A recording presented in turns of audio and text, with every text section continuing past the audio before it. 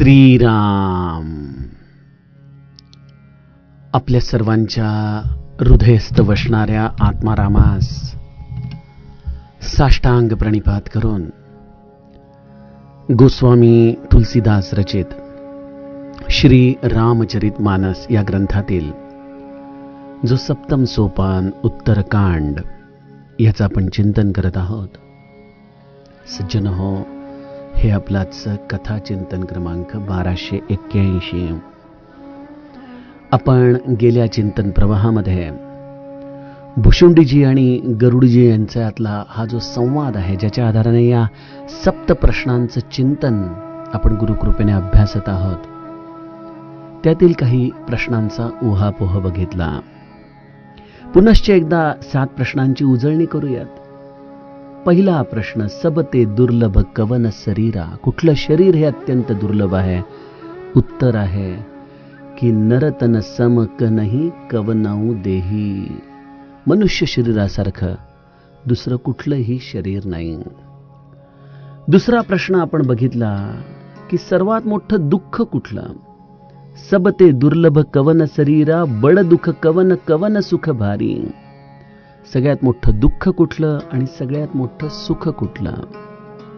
उत्तर आहे नाही दरिद्र सम दुःख जग माही. दरिद्रतेसारखं दुःख या जगामध्ये दुसरं नाही. तर संत मिलन सम सुख जग नाही. संताच्या मिलनासारखं सुख या जगामध्ये मिळू शकत नाही. अशा या 3 प्रश्नांचं सज्जनो आपण कालच्या कथा विभागामध्ये चिंतन बघितलं. अजूनही आपल्याला बराच पल्ला या चौपायांमधला गायचा आहे, या दोह्यामधला राहिलेला आहे, आणि त्यामुळे आज अधिक वेळ आपण इतर मागचं चिंतन करण्याच्या पेक्षा थेट कथा विभागामध्ये प्रवेश करून व्यतीत करूयात. काल आपण बघितलं, तिसरा प्रश्नाचं उत्तर होतं की संत मिलन सम सुख जग नाही. सज्जनो, भाग्योदय याची व्याख्या प्रत्येकाची वेगवेगळी असू शकते. कोणाच्या दृष्टीने भरपूर पैसा अडका मिळणं, संपत्ती मिळणं हा भाग्योदय असतो. एखाद्याच्या आयुष्यामध्ये एखादी सुलक्षणी पत्नी येणं आणि तिच्या पायगुणाने सगळ्या सुखांची प्राप्ती होणं हा देखील एक भाग्योदय असू शकतो. प्रत्येक जण भाग्योदयाची व्याख्या वेगवेगळ्या पद्धतीने करू शकतो आणि ती त्याच्या अनुभवाप्रमाणे बरोबर देखील असू शकते. परंतु संपूर्ण कल्याण करणारा भाग्योदय जर कुठला असेल तर तो आहे संत मिलन, संताची प्राप्ती. आणि त्या संताने आपलं म्हणणं हे तर त्याही पेक्षा विलक्षण सद्भाग्य आहे. श्री महाराज म्हणतात, मी एकदा माझं म्हटलं, माझा अनुग्रह मिळाला की त्याचा परमार्थ आणि त्याचा प्रपंच या दोघांवरतीही सद्गुरूची सत्ता चालते, हे त्याने लक्षात ठेवावं. त्यामुळं सद्गुरू तुमच्या कल्पनेच्या पलीकडे तुमचा प्रपंच करून देतो आणि तुमच्याकडून साधन घडवून आणतो. तुम्हाला पारलौकिकतेचा देखील दिव्य अनुभव तो मिळवून देतो. मग मला सांगा, संपूर्ण कल्याणाची व्याख्या यापेक्षा आणखीन काही वेगळी आहे का? कदाचित आपल्याला भाग्योदयाने पैसा अडका खूप मिळेल, परंतु जर हा पैसा मला रसातळाला घेऊन गेला तर तो खरंच कल्याणदायक आहे का? अर्थातच या प्रश्नाचं उत्तर नकारार्थी येतं. आम्हाला समाजामध्ये अशी अनंत लोक दिसतात की ज्यांनी प्रचंड कष्ट घेऊन, प्रचंड वेगवेगळ्या प्रकारच्या उचापती करून भरपूर पैसा मिळवला, परंतु तो पैसाच त्यांच्यासाठी आज मोठा अडथळा ठरत आहे. त्यामुळे सज्जनो, आम्हाला जितक्या लवकर कळेल की जीवनात भाग्योदय याचा अर्थ संत सहवास आहे, संताची कृपा आहे.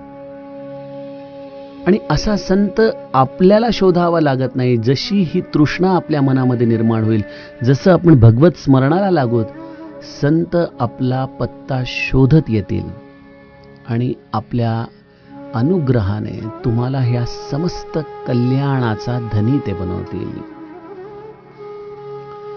संतांचा स्वभावच मूळतः असा आहे की पर उपकार बचन मन काया, संत सहज स्वभाव खगराया. ज्याला आपलं म्हटलं त्याच्यासाठी मन, वचन आणि शरीराने परोपकार करत राहणं हाच संताचा सहज स्वभाव असतो. सज्जनो, काल आपण या तिन्ही गोष्टींची उदाहरणं श्री महाराजांच्या चरित्राच्या आधाराने बघितली. गोस्वामीजी म्हणतात, संत सहही दुःख परहित लागी, पर दुःख हे तू असंत अभागी. संत दुसऱ्याच्या कल्याणासाठी दुःख सहन करतात. किती प्रकारे दुःख सहन करतात? तर भूर्ज तरु सम संत कृपाला, परहित नीती सह विपती बिसाला. कृपाळू संत हे भोज वृक्षा समान, दुसऱ्याच्या हितासाठी मोठी विपत्ती सहन करतात. आपली साल देखील सोलवून घेतात. सज्जनो, आपल्या या सनातन संस्कृतीमध्ये जे काही हे विपुल अध्यात्म भांडार आम्हाला ऋषीमुनींनी उपलब्ध करून दिलंय ना, ते सगळं हे शब्द ब्रह्म ज्याच्यावरती लिहिलं गेलं ते काही आजच्या काळासारखे एक्झिक्युटिव्ह बॉन्ड पेपर नव्हते. विचार करा, हिमालयातले ते थंडगार अशा प्रदेशामध्ये या ऋषीमुनींना प्राप्त झालेलं हे दिव्य ज्ञान त्यांनी कशा पद्धतीने पिढ्यानपिढ्या पुढं आपल्यापर्यंत आणून दिलं असेल.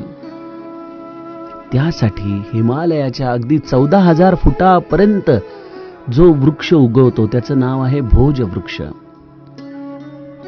काय बघा, प्रकृतीचं देखील विलक्षण निर्मिती आहे की या भोज वृक्षाची उत्पत्ती हिमालयाच्या एवढ्या उंचापर्यंत होत राहते. काय आहे हा भोज वृक्ष?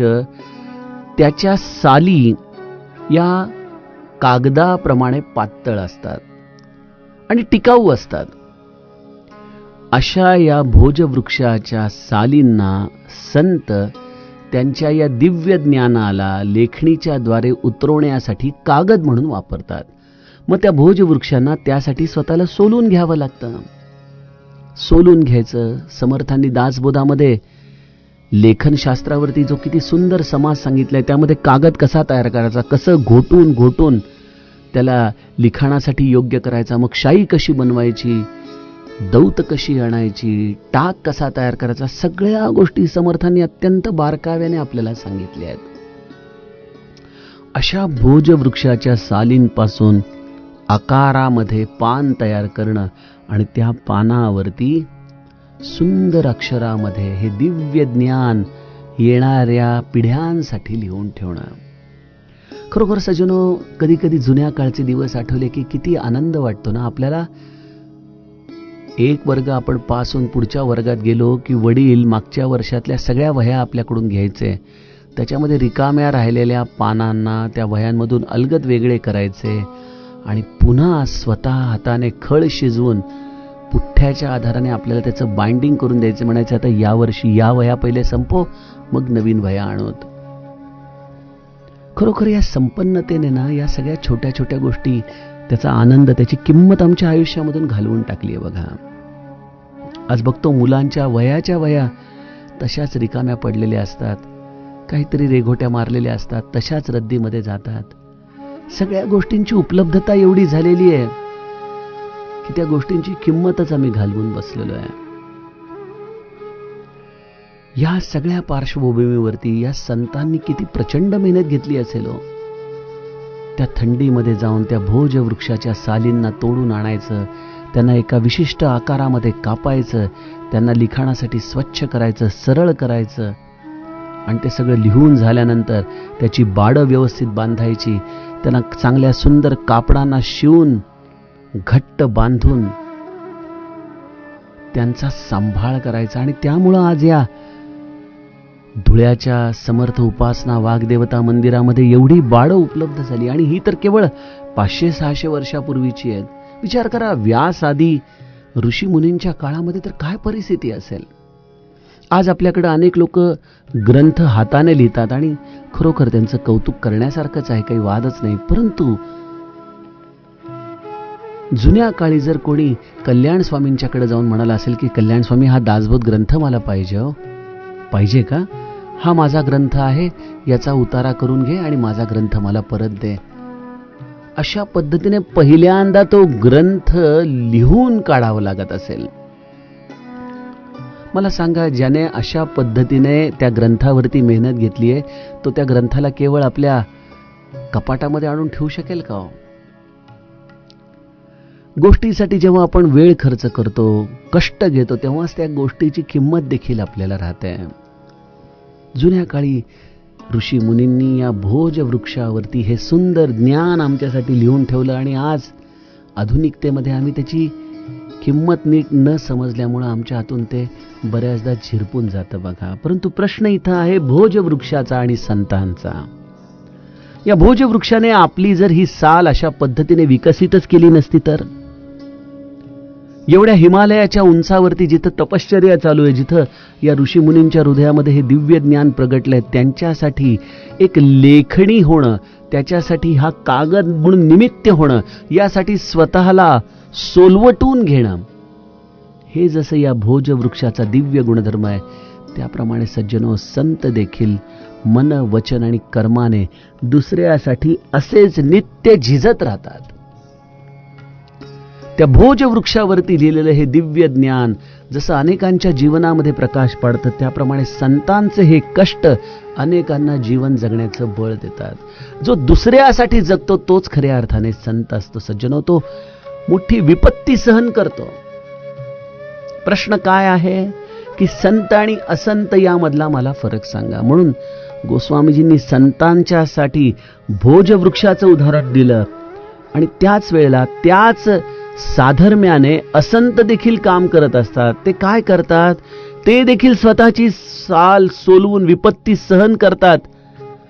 पण ती विपत्ती सहन करतात कशासाठी? तर दुसऱ्याचं वाईट व्हावं यासाठी, त्याला नष्ट करण्यासाठी.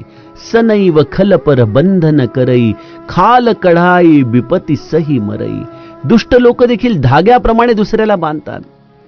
आता कापसापासून दोरा तयार होण्यापर्यंत त्या कापसाला किती पद्धतीने पिडलं जातं, किती पद्धतीने त्याची छाननी होते, छाटलं जातं आणि एवढं सगळं करून त्याला एका बारीक छिद्रामधून ओवून घेत एका दोऱ्यामध्ये परावर्तित व्हावं लागतं. एवढं स्वतःला तो त्रास सहन करून घेतो. परंतु असा दोरा हा दुसऱ्याला बंधनामध्ये टाकण्यासाठी, बांधण्यासाठी वापरला जातो.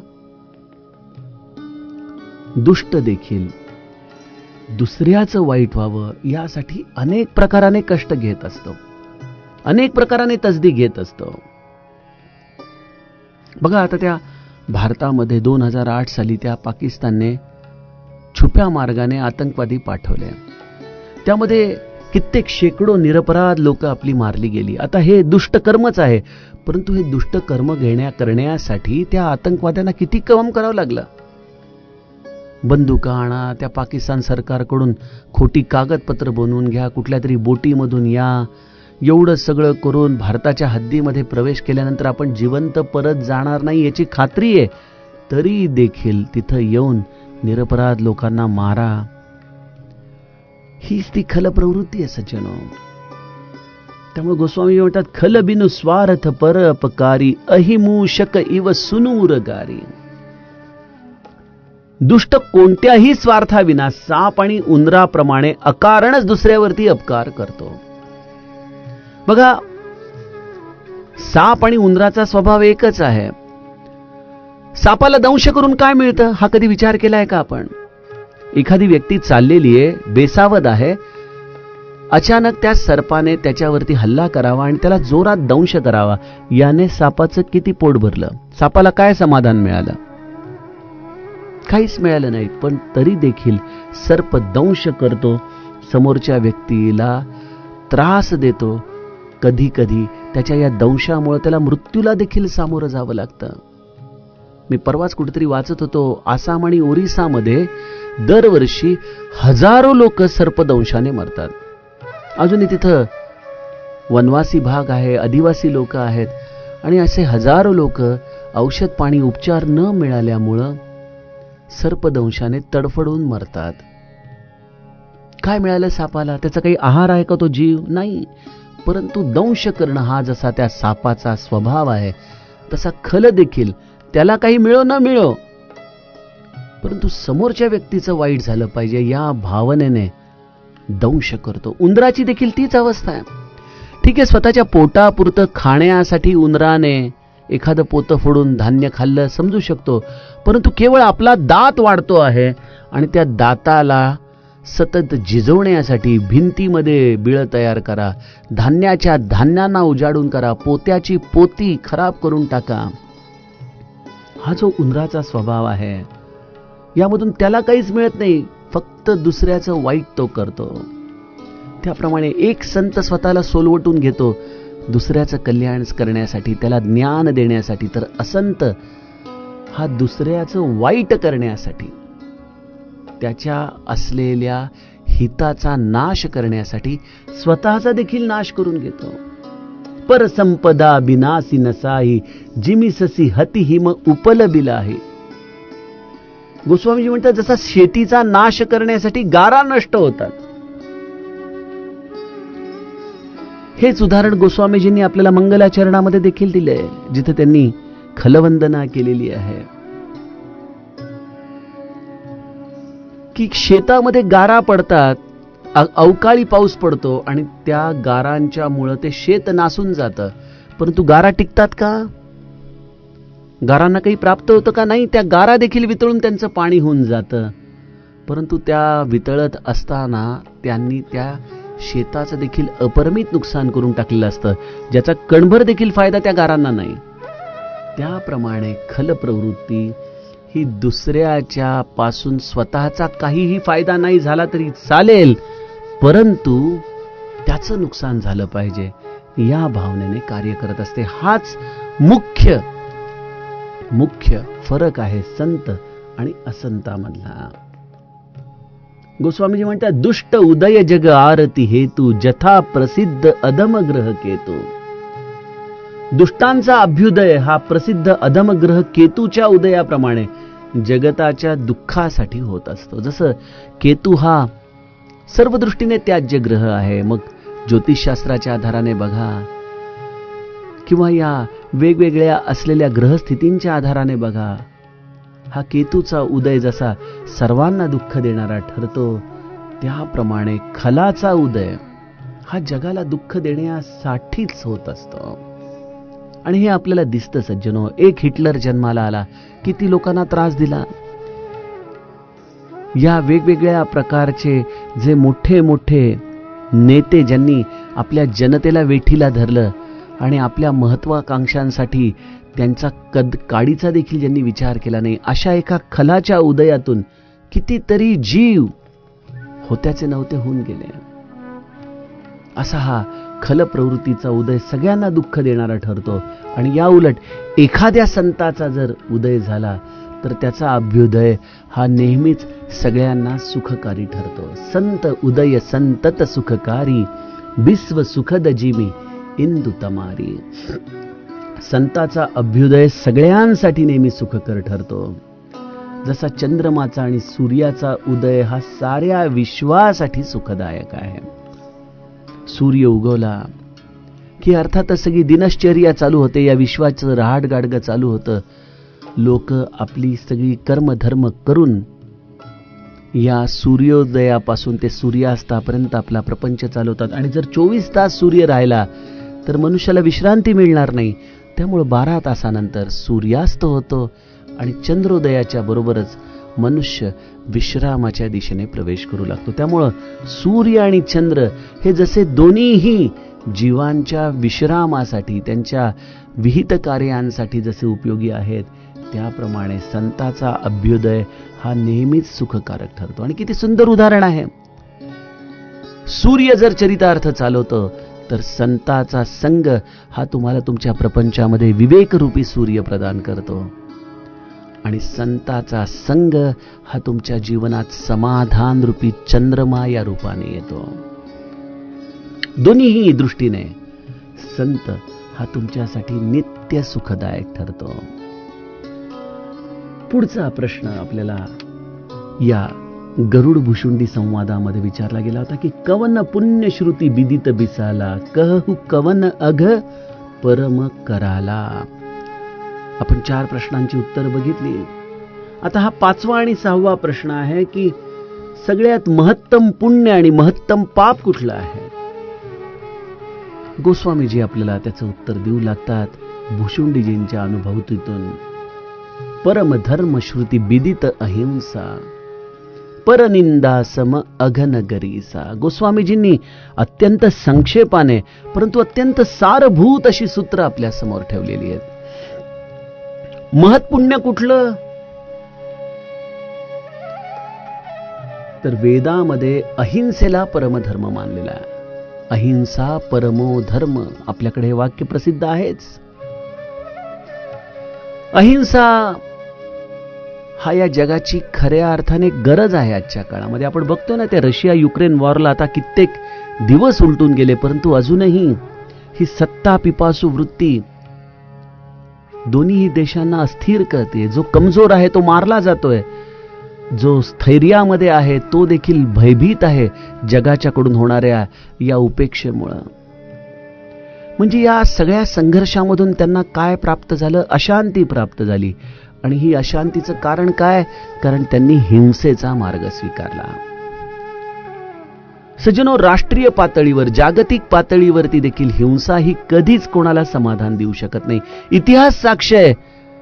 महाभारतामध्ये कुरुक्षेत्राची लढाई जेव्हा पांडवांनी जिंकली, तेव्हा धर्मराजाची काय अवस्था झाली? गादीवर बसल्यानंतर अश्रू ढाळत बसलेला आहे. अर्थात त्यांची चूक आहे ना आहे हा भाग वेगळा आहे, परंतु या युद्धाच्या पश्चात सगळं जिंकल्यानंतरही काही दिवसच त्यांना या राज्यकारभारामध्ये रस टिकला. परीक्षिताकडे सगळं सोपून हे पाचही पांडव आपल्या पत्नीच्या समवेत या हिमालयाच्या दिशेने निघून गेले. सज्जनो, हिंसा हे कधीच शांतीचं कारण ठरू शकत नाही. हिंसा ही नित्यच आमच्या हृदयामध्ये अशांतता निर्माण करते. त्यामुळं शारीरिक हिंसा काय किंवा मानसिक हिंसा काय, दोन्हीही हे निषिद्ध आहेत. श्री महाराज म्हणतात, एक वेळ नामस्मरण नाही केलं तरी चालेल, परंतु मी तुम्हाला हात जोडून विनंती करतो, कधी कोणाचं मन दुखवू नका. मन दुखवण्या इतकी मोठी हिंसा दुसरी नाही बघा. कारण ज्या भगवंताचं मी नाम घेतो त्या भगवंतानेच विभूती योगामध्ये सांगितले की मीच मन आहे. मी मन रूपाने तुमच्या हृदयामध्ये निवास करतो. अशा या लोकांच्या मनाला आपण अदवा तद्वा बोलून दुखावत असतो. सज्जनो, नित्य दुखावत असतो. काय मिळतं आम्हाला? त्यामुळे शारीरिक हिंसा तर टाळलीच पाहिजे, पण त्याही पेक्षा वाचिक मानसिक हिंसा जी घराघरांमध्ये एक अस्थिरतेचं अशांततेचं मुख्य कारण आहे. आपण बघतो ना, घरामध्ये पदार्थ आवडला नाही म्हणून ताट भिरकून देणारे पतिदेव दिसतात, तर छोट्या छोट्या गोष्टींवरून सतत भांडण काढणाऱ्या देखील लक्ष्मी रूपी पत्नी आपल्याला घरांमध्ये निवास करताना दिसत असतात. खरं तर आपल्याला या सगळ्या गोष्टींसाठी भांडायला हवं का? या प्रश्नाचं जर उत्तर शोधलं तर बहुतांश वेळेला ते हवेमध्ये उडणाऱ्या फुग्यांसारखे असतात. जसं ते साबणाचे फुगे दिसतात आकारमानामध्ये, परंतु आतमध्ये काहीच नाही, तसं सज्जनो आमच्या हृदयामधून होणारा हा विस्फोट देखील असाच क्षणिक असतो. ती एकदा हवा होऊन निघून गेली की हातामध्ये राहतो तो केवळ पश्चाताप करणं. त्यामुळे नामस्मरण करणाऱ्या व्यक्तीने आपलं नाम संख्येच्या आधाराने मोजाल न मोजाल, परंतु त्याने हे मोघावं की आपण कोणाचं अंतःकरण तर रात्री झोपताना स्वतः शोधून पाहावं की दिवसभरात दुखावलं तर नाही ना. आणि जर दुखावलं गेलं असेल, व्यवहार आहे, आपण जीव आहोत, होऊ शकतं, परंतु सज्जनो आपण स्वतः अंतःकरणापासून त्याची क्षमा याचना करावी, जरी तो आपल्याहून लहान असला तर. आणि पूज्य बापू तर त्यांच्या कथेमध्ये म्हणतात की जर घरामध्ये भांडण झालं दिवसा, तर काहीही करा, कितीही लहान व्हा, परंतु रात्री झोपण्याच्या आधी ते भांडण मिटवून झोपा. किती सुंदर मंत्र आहे संतांचा हा. कारण अहिंसा ही कधीच आम्हाला शांतता देऊ शकत नाही. आणि हा सगळा परमार्थ, हा सगळा प्रपंच कशासाठी करायचा आहे? शांततेसाठी करायचा आहे आम्हाला. त्यामुळं सगळ्यात मोठं पाप आणि पुण्य या दृष्टीने जर विचार केला तर वेदामध्ये अहिंसेला परमधर्म मानलाय, तर परनिंदा हे फार मोठं पाप आहे. आम्हाला इतकी सवय झाली आहे की लोकांची निंदा केल्याशिवाय आम्हाला चैनच पडत नाही. जर ही प्रत्येक कलाकृती भगवंताची आहे, तर अशा दुसऱ्या कलाकृतीची निंदा करून आपण त्या प्रत्यक्ष कलाकृती निर्माण करणाऱ्या भगवंताचाच अपमान करत असतो. श्री महाराज म्हणतात दुसऱ्याचे दोष काढणं, त्याची निंदा करणं, यामुळे तुमचं चित्त हे गढूळ होत असतं. कारण तुम्ही त्याच्या पाठीमागे हे सगळं बोलता, त्याच्यापर्यंत तर हे सगळं जात नाही, परंतु तुम्ही मात्र तुमच्या स्वतःचं हृदय अशा रीतीने कलुषित करून घेत असता. त्यामुळं या पापापासून वाचा सज्जनो.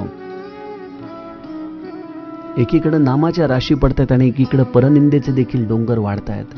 कुठेतरी विवेक विचार व्हायला बाबा. संतांनी जे सांगितलेलं आहे त्या पातकापासून आम्ही स्वतःला वाचवायला हवं. हर गुर निंदक दादुर होई, जन्म सहस्त्र पावतन सोई, द्विज निंदक बहु नरक भोग करी, जग जनमयी बायस शरीर धरी. सज्जनो, या प्रत्येक पातकाची किंमत आम्हाला मोजावी लागते. आपल्याला असं वाटतं की अहो काय परनिंदा, छान वाटतं बोलायला, फार तोंडाला अशी रसना येते ना की एखाद्याचे दोष गायला लागलो की वा वा वा. परंतु सज्जनो, या प्रत्येक गोष्टीचं एक मूल्य तुम्हाला चुकवायचं, लक्षात घ्या. आणि त्यातही विशेषत्वाने महादेवाची जर तुमच्याकडून निंदा झाली, गुरुची निंदा जर तुमच्याकडून झाली, तर तुमच्याकडून फार मोठं पातक घडलंय. गोस्वामीजी आम्हाला मेनू कार्ड देतात की हे पातकाला काय मिळतं. शंकर आणि गुरुची निंदा करणारा पुढच्या जन्मी बेडूक होतो. एखादा बेडूक बघितला की त्याला म्हणावं, अरे लेका, महादेवाची आणि गुरुची निंदा केली, त्याचं हे फळ आहे बरं का, लक्षात घे. तो असा पुढील जन्मी बेडूक होऊन जातो आणि त्याला 1000 जन्मांपर्यंत हे बेडकाचं शरीर मिळत राहतं. जर तुम्ही ब्रह्म उपासना करणाऱ्या एखाद्या निष्ठावंत ब्राह्मणाची जर निंदा करत असाल, तर अशा व्यक्तीला नरक भोगून पुन्हा कावळ्याचं शरीर धारण करावं लागतं. हे जे स्वतः भुशुंडी अनुभूतीचे बोल सांगतायत की एक बार हर मंदिर जपत रहूं शिवनाम. त्यावेळेला त्यांच्याकडून कुठलं पातक घडलं की गुरु आलेलेत आणि गुरु आलेलं पाहूनही हा उठून उभा राहिला नाही, त्यांना वंदन केलं नाही. त्यामुळे महादेवाने त्यांना थेट रवरव नरकापर्यंत अनंत कल्पापर्यंत त्रास सहन करत राहायचं शाप दिला आणि नंतर पशुयोनीमध्ये जायचा शाप देत देत नंतर गुरुकृपेने त्यांना या कावळ्याच्या शरीरापर्यंत येण्याचा हा मार्ग उघडा करून दिला. परंतु सज्जनो, त्या नरक यातना काय विलक्षण असतील जो ब्रह्म उपासकाची निंदा करतो. आणि श्री महाराज म्हणतात कोणाचा परमार्थ आपण बाहेरून काढू नये. आपण म्हणालो तो कसला ब्रह्म उपासक, तो ब्रह्म उपासक नाही, त्यामुळे त्याची निंदा केलेली चालेल. सज्जनो, तुम्हाला त्याची काय कल्पना आहे, त्याची काय अवस्था आहे आतमध्ये. त्यामुळं मी ठेवितो मस्तक ज्या ठिकाणी, तेथे तुझे सद्गुरु उपाय दोन्ही. हा मंत्र जीवनासाठी ठेवा. जे जे भेटिले भूत, ते ते मानिजे भगवंत. माऊलीने हा सगळा परमार्थ सांगितलाय आपला. नम्र व्हावे सर्वाभूता. आपल्याला श्री महाराज हेच शिकवतात. गोड सदा बोलावे, नम्रपणे सर्व लोकप्रिय व्हावे. बघा, महाराजांचं तत्वज्ञान आणि या सप्त प्रश्नांचं जर चिंतन केलं तर लक्षात येतं की महाराज आम्हाला या पातकांपासून वाचवण्यासाठी किती आटोकाट प्रयत्न करतायत. परंतु आम्ही कोण आहोत त्यांचे असे की हे वारंवार सांगूनही या पातकांपासून आम्ही आमच्या स्वतःला थांबवू शकत नाही. अरे काय करावं गुरुनी. मी कालच आपल्याला म्हटलं की बडे भाग मानुष तनु पावा, हे जे प्रभू रामचंद्रांनी अयोध्यावासियांना सांगितलं. किंवा इथं आपल्याला जेव्हा गोस्वामीजी सांगतायत की नरतन सम नाही कवन उदेही, हे सगळं या सद्गुरूच्या शिफारसीने मिळालेलं आहे. आणि तो सद्गुरू आम्हाला या सगळ्या पातकांपासून वाचवू इच्छितोय, म्हणून तो एवढा जीव तोडून आम्हाला सांगतो आणि तरी देखील आम्ही सुधरत नाही. सुरश्रुती निंदक जे अभिमानी, रवरव नरक परहिते प्राणी. जे अभिमानी जीव देवता आणि वेदांची निंदा करतात ते रवरव नरकामध्ये पडतात. आपल्याकडे तर आजच्या काळात फॅशनच आली आहे हिंदू धर्माला क्रिटिसाइज करणं, आपल्या देवतांना क्रिटिसाइज करणं. अरे काय जाणतोय आपण त्यांच्याविषयी. वेद कालबाह्य म्हणणारी आमची आजची जनरेशन आलेली आहे. जर हे सनातन आहेत तर ते कालातीत आहेत आणि ते कुठल्याही काळामध्ये आदर्शवत आहेत. ते समजून घेण्याचा बुद्ध्यांक माझ्याकडे नाही, हे माझं दुर्दैव आहे. आणि ते कळत नाही म्हणून त्याला नाव ठेवण्याचं पातक माझ्याकडून घडतं. त्याची किंमत आहे रवरव नरक. संताची निंदा करणारा घुबड होतो, त्याला मोहरूपी रात्र प्रिय असते. राग द्वेष उलुक सुखकारी. अशा या घुबडाप्रमाणे ही लोक मोहामध्ये रात्रंदिवस जगत असतात. ज्ञानरूपी सूर्य त्यांच्यासाठी अस्त गेलेला असतो. जी मूर्ख माणसे सर्वांची निंदा करतात ती वटवागळू म्हणून जन्म घेतात. बघा, या वटवागळांच्याकडूनच आला तर ना तो कोरोना आपल्याकडं. म्हणजे ही वटवागळं जशी अकारण आमच्यामध्ये या कोरोनाचा प्रसार करून गेली आणि आमच्यामधल्या लक्षावधी लोकांना आपला प्राण गमवावा लागला, तशी ही वटवागळाची जन्म घेणारी लोक कोण आहेत, जी उगीच अकारण लोकांची निंदा करत असतात. काहीही त्यांना चांगलं दिसतच नाही. सज्जनो, तोच कार्य त्यांनी या कोरोनाच्या काळात या वटवागळांनी केलं. त्यामुळे या अशा सगळ्या गोष्टींपासून भुसुंडीजी आम्हाला सावध करतायत की बाळांनो, नाम घेताय परंतु या सगळ्या गोष्टींपासून स्वतःला सांभाळा, अन्यथा तुमच्या गुरुच्या हृदयाला किती त्रास होत असेल याची तुम्हाला कल्पना नाही. अशा पद्धतीने मनुष्याच्या हृदयामध्ये या सगळ्या गोष्टींपासून वाचण्यासाठी संत हे अविरतपणे धडपडत असतात. परंतु तरी देखील आम्ही असे का वागतो? श्री महाराज म्हणतात, साखर गोड आहे परंतु ती आम्हाला लागत नाही. याचा अर्थ आमच्या पोटामध्ये काहीतरी रोग आहे. त्या रोगाचं उच्चाटन होणं गरजेचं आहे. सज्जनो, आम्हाला देखील ही निंदा अनंत वेळेला संत सांगूनही आमच्याकडून सुटत नाही. याचं कारण आमच्या चित्तामध्ये काहीतरी रोग झालाय, तो आहे मानस रोग. असा हा मानस रोग काय आहे त्याचं चिंतन आपण उद्याच्या कथा विभागामध्ये बघूयात. जानकी जीवन स्मरण जय जय राम.